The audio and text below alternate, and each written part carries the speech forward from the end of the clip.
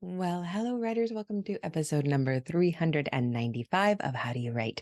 I'm Rachael Herron, and today I have the honor of being with Jennie Nash. You know Jennie Nash from Author Accelerator. I'm sure she's written some amazing books, and we are going to talk about her new one, Blueprint for a Memoir, and it's going to be fantastic. And you know how I love talking about memoirs. So that is coming up. I know that you are going to enjoy it. What has been going on around here? A lot of nanoing. Some nano energy has been floating around, and I've been grabbing it and using it, and it's felt so good just to write terrible, awful, no good, very bad words. They're just not good. And when I sit down and I open the document and I lock myself into it and I can't reach my phone and I can't get on the internet and I lower my standards as far as possible, I get words done. When I get words done, a lot of them are just dire. They are dire. I want to throw them all out, and I keep my fingers moving. I write myself little notes, and then something happens. It is like, oh, I was talking about this in a class the other day. Wellington is the windiest city in the world, and you will be walking down a street, like in the downtown area, and the wind is just pouring through the streets, being caught by the buildings. There are these fantastic old images of people used to have to walk along the streets holding ropes, and especially turning corners, and they would have cops posted when the winds got high, which was a lot, posted to help little old ladies across streets, like hold on to them so they wouldn't blow down. I have blown over once, and I've come very close to it many times. My mother has great stories about being here in Wellington and getting blown over, and it's not what you want, but it is pretty exciting. And you're going down a street, and you can literally barely stand up, and it's this terrible feeling because when we are walking, we're mostly balancing on one foot. That's what we're doing the whole time, right? So when something hits your body and pushes you just a tiny bit off balance, and you're balancing on one foot because you're getting to the next foot as you're walking, it's very, very disconcerting. And then you turn a corner and, oh, there's no wind here. It's just a normal day because you've gotten out of the wind. You are now out of the wind because you turned the corner. And that is what happens when we sit down to write, when we don't want to write, and we write for a while and it sucks and it sucks. And oh my God, this is just the worst thing that's ever happened. And then, oh, what about that idea? Oh, wait a minute. Oh, what about this idea? Oh, this is kind of fun. And then you are galloping, to mix the metaphor. You're off and running. And I've just been having a lot of those moments happen, and it's very, very cool. Speaking of NaNoWriMo, there is NaNoWriMo scandal. I am aware of it, and I don't know anything about it, and I am just waiting to see how NaNoWriMo handles it. I would encourage you to do your own research because I really don't know anything. I am on the writers board, and that is purely ornamental. They bring us out to help fundraise sometimes, and that's about it. I'm not on the board. The board is actual. The board runs the nonprofit that NaNoWriMo is. And the only thing I will say is that it was happening in the forums. The forums are huge and have millions of users, and they're volunteer moderated. And there's something about a bad person or bad people, I'm not quite sure, luring kids from the Young Writers Program to not good places on the internet. And that's all I know. And there's talk that NaNoWriMo staff has not acted fast enough. So it will be interesting to see how quickly they act now that all of this has been brought to their attention and to the board's attention. Again, which I am not on. I am on the writer's board, not the real board. I'm on the fake board. So with huge forums come problems, and it is incumbent upon NaNoWriMo to protect people. Protecting writers is their number one job. I always believe and keep at the forefront of my mind that keeping my writers safe is more important than helping them write.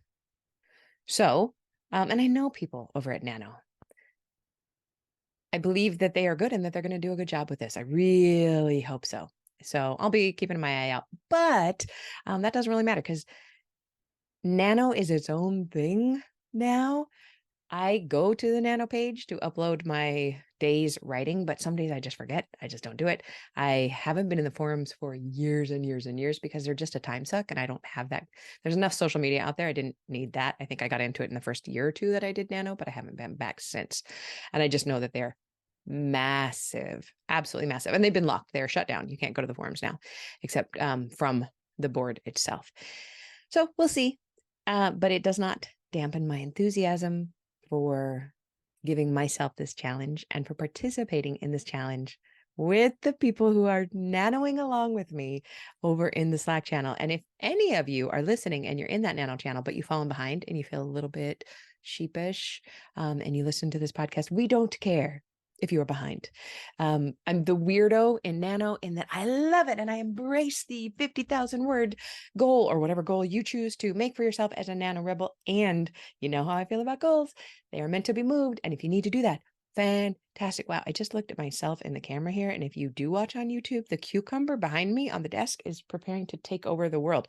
I'm going to swing the camera around so people can see this garden on my desk. There's like 8 or 9 tomatoes, 6 tomatillos, and about 30 other vegetables that are small. But the cucumber is not small. I just realized how it's trying to take over the office, is about to go outside, and that's exciting. Anyway, apparently my brain is full of segue today, so we will, is that the only thing I have to update you about?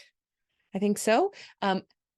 Just a preparatory notice that if you are interested in doing 90 days to done and writing your book in 90 days or 90-day revision, revising your book in 90 days, that will be opening the first week of December. And if you want to be on the pre-alert, like before I tell my list and before I tell the podcast, please go to rachelherron.com/90, the number, or rachelherron.com/revision to sign up for that. It's a Google sheet.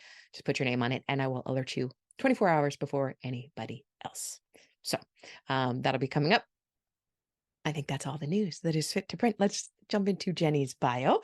Jennie Nash is the founder and CEO of Author Accelerator, a company on a mission to lead the emerging book coaching industry with rigorous training, high standards for certification, and ongoing support for coaches while they launch and build their businesses.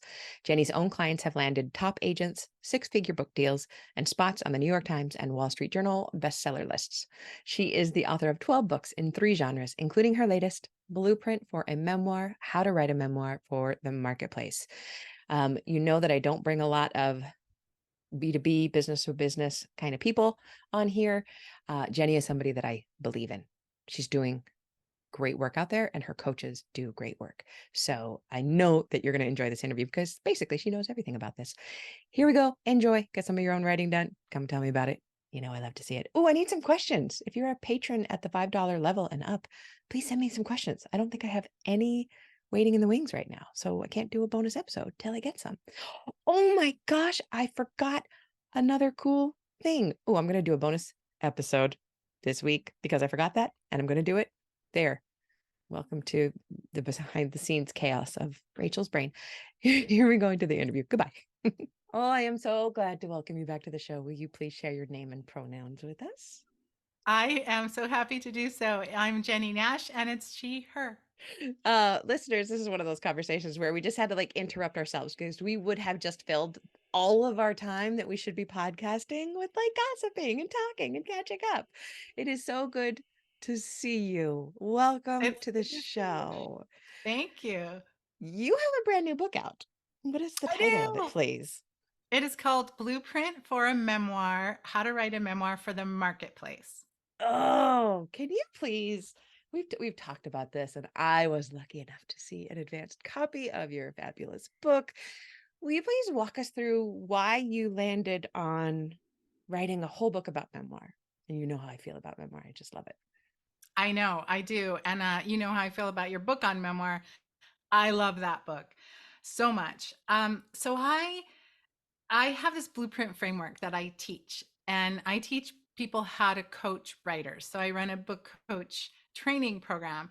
And this blueprint framework is designed to help people at the very start get an idea out of their head and onto the page. I'm a huge proponent of thinking before you write as much as is humanly possible. We don't like it, we resist it, we want to just do the thing, but the thinking, separating the thinking from the writing to me is where so much power lies. Mhm. And I started with the blueprint for fiction. Then I wrote a blueprint for nonfiction. And it's hilarious because the fiction one is like 90 pages. And I had it in my head that I wanted to write. Actually, the book I was modeling it after was it's a very similar name to yours, Rachael Herron's 2000 2K to to 10,000, 10K. 2K to 10K. Yes. She's my name Fabulous. doppelganger, and someday I'm gonna like fight her in a parking lot, like with swords. Just like Yeah. I've Right. It's actually like, had people come up to me and say, "Oh, your book changed my life." And I'm like, "Oh, it wasn't mine." 2K thanks. to 10K is great though. Yeah. And it's Such a slim. great It's book. short. You don't need Yeah. it's got all the information, dense, just like what you did with Blueprint. Yeah. And the point of that book, just for those who are wondering, is how to write more words in a single setting. It's just a fabulous little golden nugget of a book. And that was what I wanted the blueprint to be. And the first one is that. And then the nonfiction one isn't that. I think it's double the size because now, oh, we got to talk about book proposals, and we got to talk about agents and all the things. And I left Memoir for last. I sort of didn't. I actually really didn't want to do it because I think Memoir is the most complicated. I think it Yeah. is the most complicated, and everyone thinks it's easy peasy, right? It's my life. I'm just going to write my story, and there are so many decisions, there's so many crossroads, there's so many things. And I knew it was going to be hard. And I kind of just didn't want to do it. So I left it to last. And so why I finally did it was my coaches were asking, when are you going to do the memoir? When is the memoir coming? And I was like, okay, I'll do it. And so there might be brand new listeners who are just thinking about like what are the differences here? Because I know that a lot of people I talk to at first say, well, memoir is just nonfiction, right? It's the same thing. It's not the same thing. Can you clarify fiction versus nonfiction versus memoir, which is oh yeah. Right, it's hard, it's hard. You teach it, you've written it, it's hard, and it's hard to do well. So fiction is easy because as soon as you're making something up, you're writing fiction. So even if it comes from your own life, I've had clients say things like, well, it happened in London, but I'm going to set it in Paris. So I protect the people, and I'm going to change this person's name and make them an architect instead of an engineer. And it's like, okay, you're now writing fiction. So anything that is made up is now you're over that line. So that's kind of easy. And memoir is generally a story from your life. Uh, Autobiography is a story of a life, but Right. nobody cares unless you're Taylor Swift or Michelle Obama or Yeah. Yes. so memoir is a story from your life, and nonfiction is could have a story of your life in it. That's kind of what's confusing. And is it nonfiction or is it memoir? And I think the designation in my mind is really about your intention. So the intention of a nonfiction book is usually to explicitly teach something in some way, shape, or form. Some kind of how And to, right? yeah, How to live better or how to collect cookbooks or yeah. yeah. And memoir is more, I would like to share with you a experience, a feeling, a thing that happened to me. But what I am seeing happening in the marketplace, and I'm sure you are as well, is there is this clash of those two genres of nonfiction and memoir really happening, where a lot of books, there's this term now called memoir plus, or sometimes hybrid memoir, which is highly confusing because it has nothing to do with hybrid publishing, which Or is hybrid authors. As right. writers, we like overlap words so much. Is this kind of the same idea as like I've also heard it called prescriptive nonfiction? Is that Yeah. okay? Yeah. So can you explain that to us? What is that looking like? Because Barely. that is just that is because I've honestly like wandered that way of writing sometimes. I'm like, no, don't do I can't. I don't know where to go. I get confused at that point. So I I get can't. confused too. I mean, it's part of the reason why this whole thing is so confusing. And that's why I use the word what your intention is. So I read this fantastic book not too long ago called Unreasonable Hospitality by Will Guidara. Ooh. And Will Guidara is the guy who runs a super fancy Michelin star famous restaurant in New York City called 11 Madison, I think is the name of it. It's on Madison Park. Might be called 11 Madison Park, one of the two. But he is this restaurateur and he has perfected this art of this incredible service experience. And I thought this book was so beautiful because it's really about how to treat human beings, how to Mm. see them, how to listen to them, how to make space for them. He elevates this idea of what a restaurant is supposed to do or be, and this concept of hospitality. And what's fascinating about this book is that, as some books do, it became a darling in the business world. Like it was picked up by that 800 CEO club and bestseller. All the business people love this book. The Wall Street Journal is writing about it all the time. And the reason is because it's not really about what it's about. It's not really about running a restaurant. It's about this other big idea. And I recently read an interview with Will Guidara where he said, I did not set out to write my story. I did not set out to write a memoir. I set out to write this bigger idea, this bigger thing.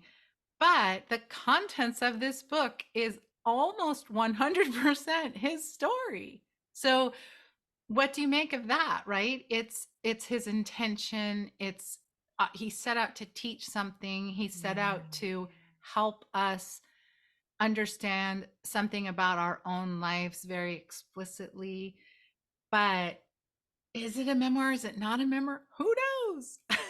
It really is about intention. Have you read I want to get her on the show. Write a Must Read by AJ Oh, Harper. AJ Harper. Wow. Yeah. Have you read that one? I really I like it. just got it, and I got it because um so many people told me that this was a fabulous book, which is what everybody wants. You just want Yeah. people to press it into the hands of other readers. And I am human, and I'm like rolling my eyes like, oh, another writing book. I just wrote a writing book. I don't need somebody else's writing book. Who is she anyway? That whole thing. And then I got it and I started reading. I'm like, oh, it's really good. Really good. Her voice just jumps off the page, but she did this thing that made me really uncomfortable, which I like, is that she says, and she's really writing about nonfiction. She's Yeah. not writing about memoir, but she is writing about thinking about your audience and what do you want to do with them and for them, particularly for them. And I almost think sometimes, and I don't know, now we're going really existential and deep, but like memoir almost sidesteps that sometimes. Like when we are writing our story, yes, we want it to affect somebody else, but when we're writing it the best way possible, we kind of have to go deep into the actual story as if we were writing fiction in the same way of building story structure and showing character arc. What do you think about that? I uh I think where a lot of memoir writers go wrong is that they don't think about the reader. Is that they think about, this is my story. They think about the reader insofar as um a lot of people will say, I would like to prevent other people from feeling the pain that I felt, or making the mistakes that I made, and therefore I'm going to write my story. And that's the beginning of the end of them thinking about that person or that reader. And then The result is very frequently what I would describe as self-indulgent. It's just, this was my story, this was my experience, this is my. And what's weird about memoir is the best ones really do center the reader, but there's no demonstrable way they do that. You can't point to something on the page because the reader's not Yes. on the That's page. that's what I mean. So in prescriptive nonfiction, we've got a lot of you. Like in AJ Harper's book, she's talking to you. You're the writer. You Yeah. you do this. You should do this, and this will help you. This will help you.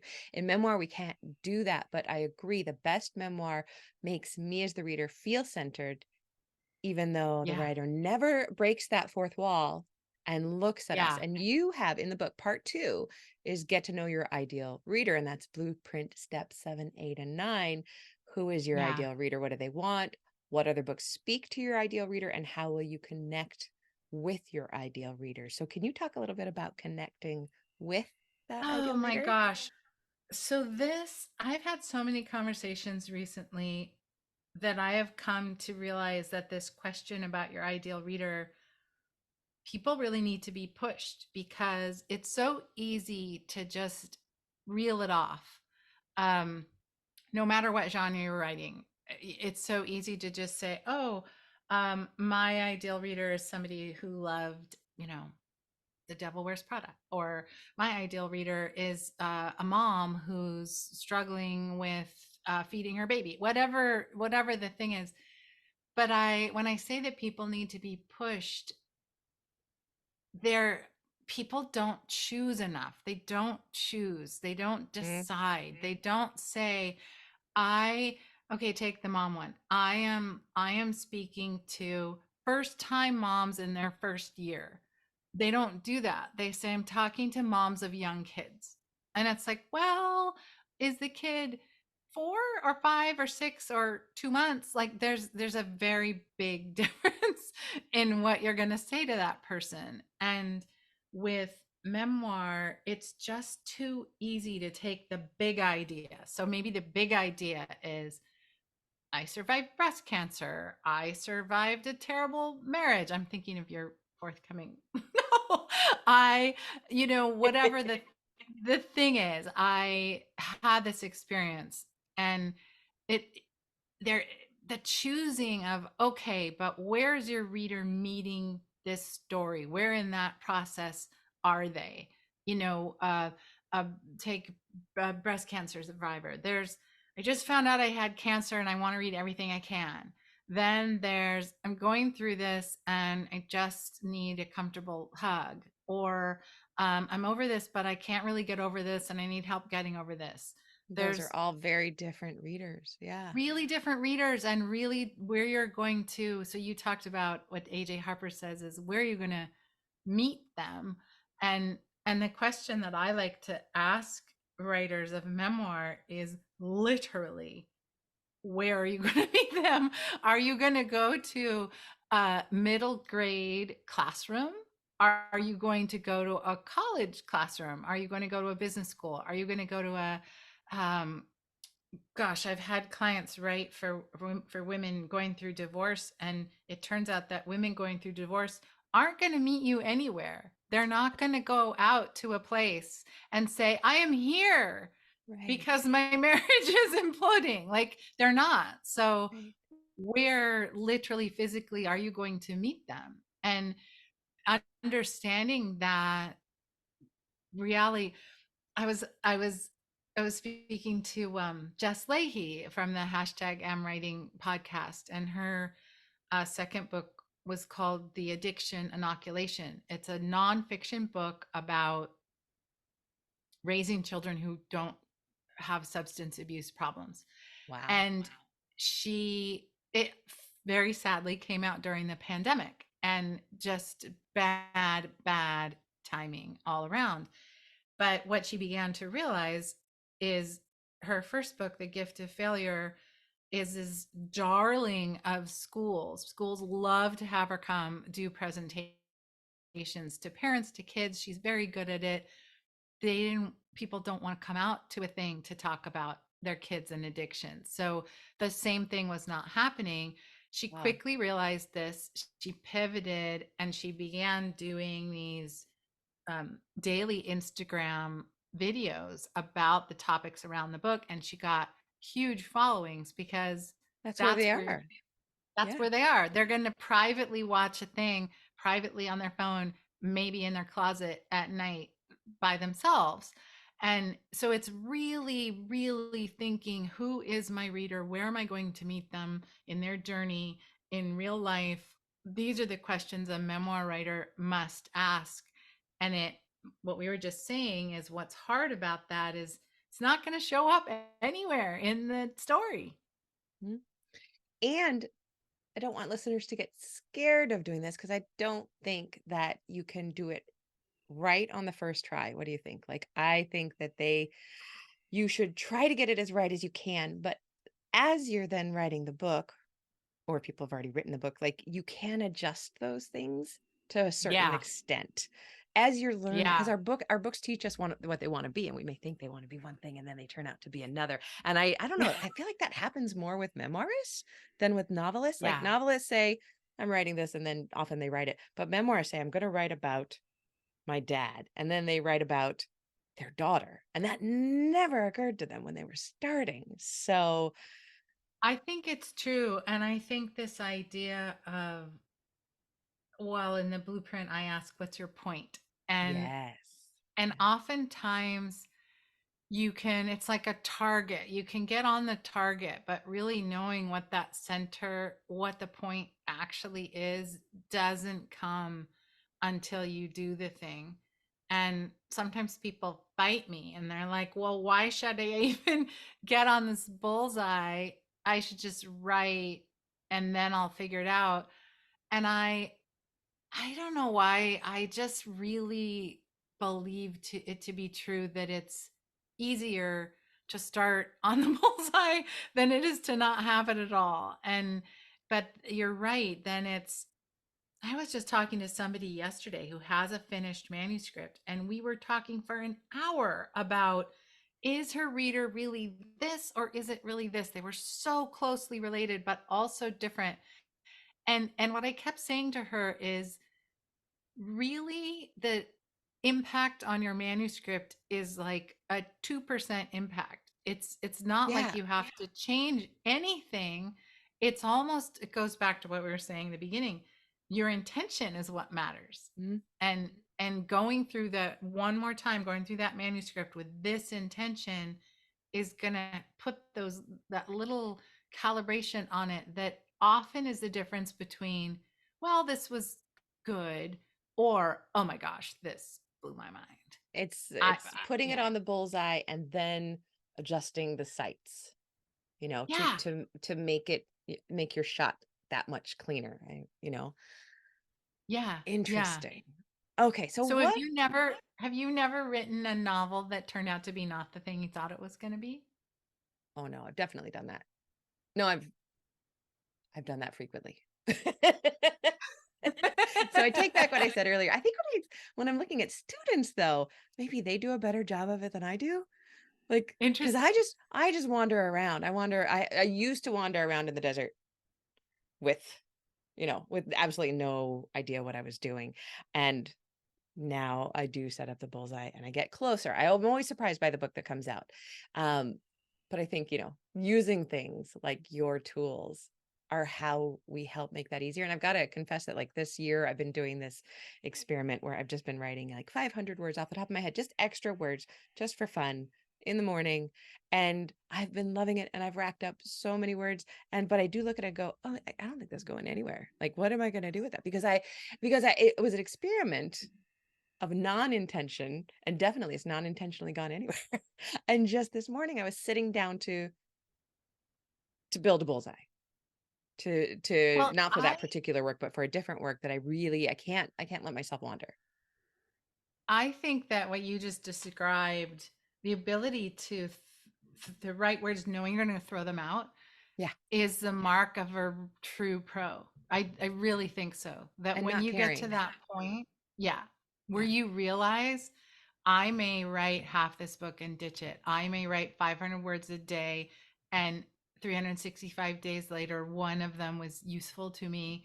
That kind of practice is, I think, real professional writers come to understand that the words aren't very precious, right? I think, yes, I agree with that completely. And also, I think that every day I sit down, I think there's this stubborn lie that I tell myself that, well, today I'm going to write some good stuff. And it means something to me when I close the document. And about 5 minutes later, I don't care if I ever see it again. But every day I have to have hope that today is the day and I'm not even looking for anything. I'm just hoping something walks out of my pages. I don't think people should do as I do, though. That is definitely. I think that's cool. I like it. I can't do it. I am all about utility.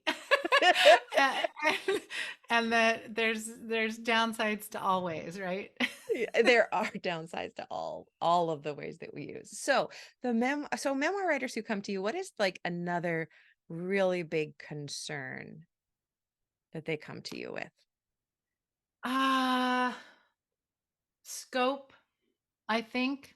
Um Many times people don't realize that the real story is smaller than they think it is, smaller in scope, um, or time frame, or oftentimes there's three books crammed into one. And I think that comes from kind of what we were just talking about, like, my words are so precious, my story is so precious, and the idea of, what if you allow yourself to believe you're going to write three books, then what would you do with this material? Ooh, I like Or that question. That's a great yeah, question to ask. or even, what if you could, there were going to be two books here, which would you write first? Those kinds of questions. Many times people, uh it's all the things piled on to this thing. And um I think the reason for that is, oftentimes people are drawn to memoir because they've had dramatic things happen, that in their lives, that, like, demonstrably dramatic things that we would all look at and say, that was a big deal, or that was dramatic. But every life has many dramatic things in it. Mhm. Um, the case study that always comes into my mind when I'm talking about this is, when I was teaching. I taught in the UCLA Extension writing program, which is like your Stanford program. Yeah. It's for adults who are choosing to learn. Yeah. Um, I but I love those remember, classes. I love extension classes. I know. Everybody Um, wants to be there. Yeah. Yes, that's the magic. But this woman came into my memoir writing. It was a intensive seminar, and she had been one of the first female rabbis ordained in whatever version of Judaism she was in. And she had lost, I think it was 200 pounds, and she was a rape survivor. She had all these stories. Oh. Oh, so she walks into the room, and she has something. She's burning to share and to say and to get out. But which one is it going to be? Is it like, which is the story that is the one that all? And the way I described it, I remember very clearly describing it to her. The story has to have a trunk of a tree. It's a tree and there's a trunk. It can't have two. It can have some pretty dang big branches on it, but what is the shape going to look like if this is the branch, or if this is the branch, or if this is the branch? So the idea of structure and shape, but also the question we talked about before, this book is out in the world. Do you want to go on Good Morning America and talk about losing 200 pounds? Is that a thing you would like to do? And to be, is that, and oftentimes when you put it that way, people are like, oh, no, no, no, I do not want to do that. That's not But the story I want to talk about. Yeah. right, I would like to go on and talk about this other thing. Or, that, just that idea of, what is it's hard because you live those things. And in this woman's life, each of those things is incredibly important and meaningful and dramatic. And a story in and of itself, but sorting out what was important to me versus what was important to this tale I'm telling. Mhm. That's what's hard. And sometimes people, so that's what I mean by, are there three books? So in that case, it would be, let's just assume each one of those is going to be a book and this is going to be a series. Which should you do first? And would you, which order would you do them in, and would you actually want to do those three? And thinking like that allows the person to choose. So much of Mhm. it is choosing, like, oh, actually I'm called to do this because of that. So it's, And that's a thing I see a lot. and you're still telling the truest version of that particular story that you choose. I always think about Mary Carr and how she, has the multiple memoirs. And there was one memoir, and I can't remember which one it is, but it's the one about her mom. Yeah. And that's the mom one. And then there's the drinking one. But in all of her books, drinking walks in and off the page, and her mom walks on and off the page because she's still a person, and she can mention those things. It's not like you have to choose one of those things and pretend or lie that none of the other stuff happened. It's not the focus for this book. There's this beautiful memoir that is called Half a Life by Darren Strauss. Do you know I that haven't read one? it. No. Ugh, I just, it is, I just think it's a genius little book. And I say little because it's very short, but it's this tragic story of this man who wrote this book when he was 36 years old, talking about something that happened when he was 18 years old. So that's what the half a Mm. life is. And what happened when he was 18 years old was he accidentally killed a high school classmate right before their graduation. He Oh my God. hit her with his car. She was on a bicycle, and um, he's talking about living half his life with this knowledge of Hmm. what happened. And it's an extraordinary book for so many reasons, but one of the things I find extraordinary about it is you get to the end and you're not really even sure what he does for work, if he is married, if he has children, where he lives. There's so many things about his life that you don't know and that don't matter, right? Because that's not this It's story. it's not that story. And but it always strikes me whenever I often pull that book off the shelf to teach this concept, because it always strikes me when I'm just even paging through and looking at it, how how little we actually know about the rest of his life. And it doesn't, the book is so rich and so resonant and leaves you with so many questions about your own life and fate and destiny and guilt and all the things that those are the things he's really writing about. And I Ooh, often and think about his choices to do that. um well, and what you've just they said were, proves that he did what we were talking about earlier, is that he's centered the reader yeah, somehow just by yeah, talking about himself. yeah, Joseph Brodsky has this slim little book. I don't know what it is about slim little books, but it's called Watermark. And it is about him going to Venice over the years, always in winter. And it's just, oh, it's gorgeous. It's just gorgeous. And we don't need to know anything else about him. It's just his observation uh of almost the absence of sun and warmth, but finding the beauty in cold. And wow, he centers the reader, and who cares who judge? I mean, you could read it without knowing who he was, or anything else yeah, about him. So yeah. I mean, I'm always so grateful to read writers who have done this. I It's such a gift to the reader. You know, you feel as if, oh gosh, as if they've done you this giant favor. Um I'm thinking right now of that memoir, Chanel Miller's memoir, Know My Name. yeah, Wow. that I was mean, incredible. an incredible book and just so powerfully written. And when I finished, that was my overwhelming feeling, was I am so glad she did this. and allowed us to see what that experience was like, and to know better what it's like. Just such a act of generosity, and which is a weird thing to say about a memoir. Most people have that fear, like, oh, who am I to do this, or what will people, what right do I have, what will people say, do I have enough to say, that that sometimes they have those kinds of questions, when really what the reader is left with is, thank you so much for doing this. I'm so glad that you did this, and the world is a better place because you did this. Because we got to be next to someone while they shared this. And I'm of the mind that I want to read the big things, the dramatic things, the hard things, but I also would be really happy to read a whole book about you learning to carve a spoon. Like that could be a memoir that I would sign myself up for. And, Same.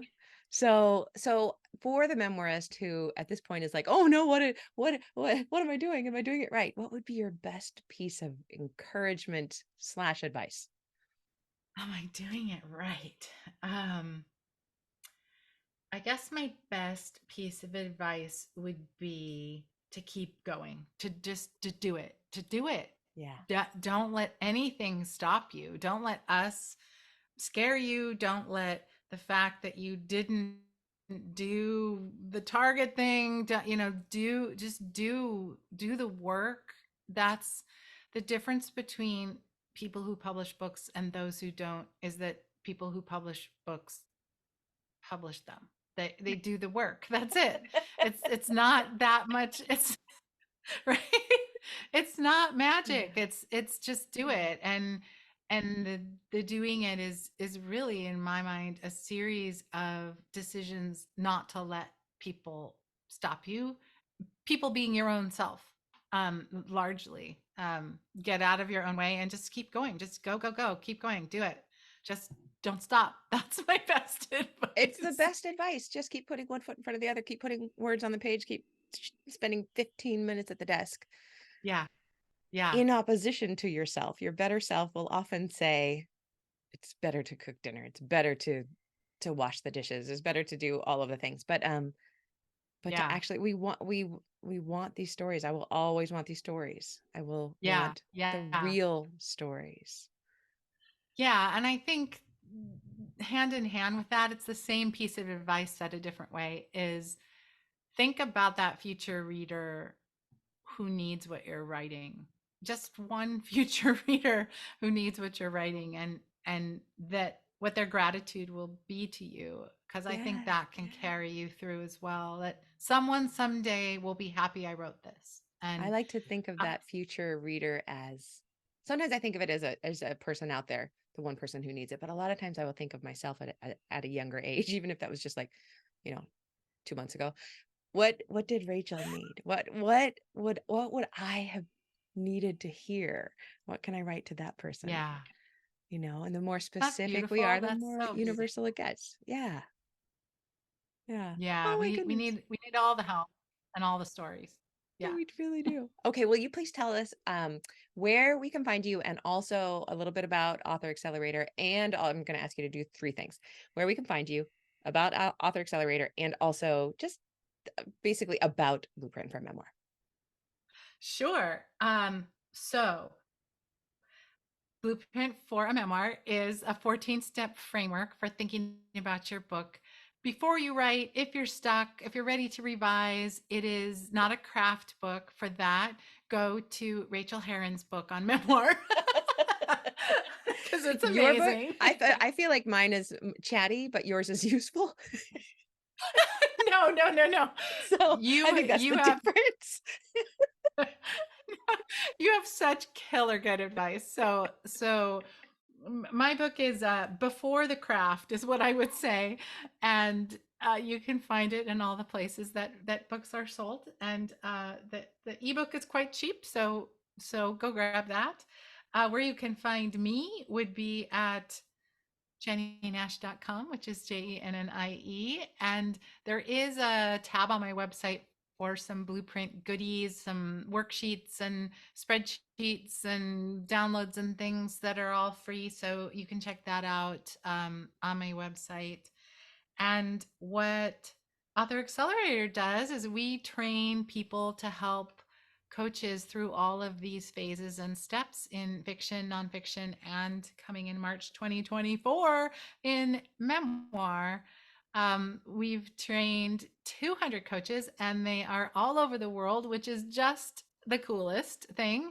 And if somebody is thinking that is what I would like to do, you can check it out. The best place to go would be bookcoaches.com/ABC, which is about book coaching. So bookcoaches.com/ABC. There's a free series of videos where I talk about what the heck this is, who would be good at it, why you might want to do it, why you might not want to do it, all of those things. But it's a new thing that has bubbled up with the changes in publishing and the imperative that writers have to nurture our own selves Have you and ever bring our had anybody careers. go through the book coaching just so that they get better at writing their own books? Well, it's kind of a dirty little secret in our program is we have a lot of people doing that. It's such a great idea.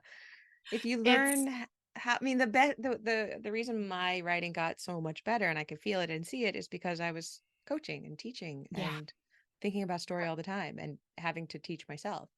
It's Yeah, easier to go get that from somebody.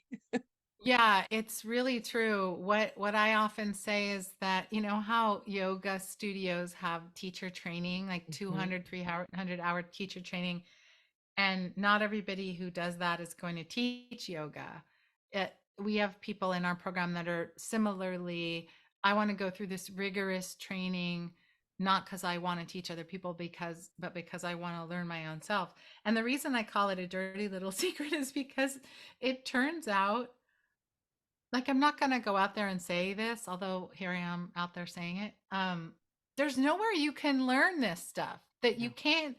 There's no MFAs are not teaching you how to write for the real world, how to write a commercially viable book, how to position a book in the marketplace, how to think about the reader.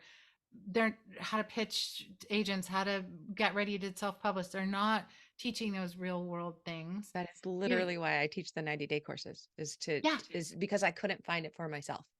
yeah. Yeah. And the extension programs that you and I both teach in have very limited time frames. The longest time frame is going to be maybe 10 weeks, and you can't learn this stuff in 10 weeks. So I mean, you can learn pieces of it You for can learn sure, pieces, yes. but the whole Yeah. sweep of it, there's nowhere to learn it. And so I just know from the feedback that we get that a lot of people are saying, I did X, Y, Z. I mean, PhDs, MFAs, all the things. They're teachers, they're professors, they're writers, they're some really, really accomplished writers, and they're saying, I never learned this. I didn't learn this anywhere. So I think it's a great idea. If I mean, we're not a cheap enterprise, and also it's kind of intense. Like, Mhm. um, I'm in the process right now of redoing some of our course content to do a refresh, and I'm like, there's a lot here. Like, this is hard. So it's not for the faint of heart. You gotta be willing to put the time in. But And you are the sure. real deal. You're the real deal. Go to Jenny's site. Go get some of those downloadables because they are amazing what you do. Well, thank I you. do not, I don't push anybody. I don't ever push anybody lightly. I only push people that I really believe in. Thank you. So, Well, you are doing great work out there, and I hope that we helped some people today. yay. Thank you, Jenny. It's been a delight talking to you. Thank you for having me.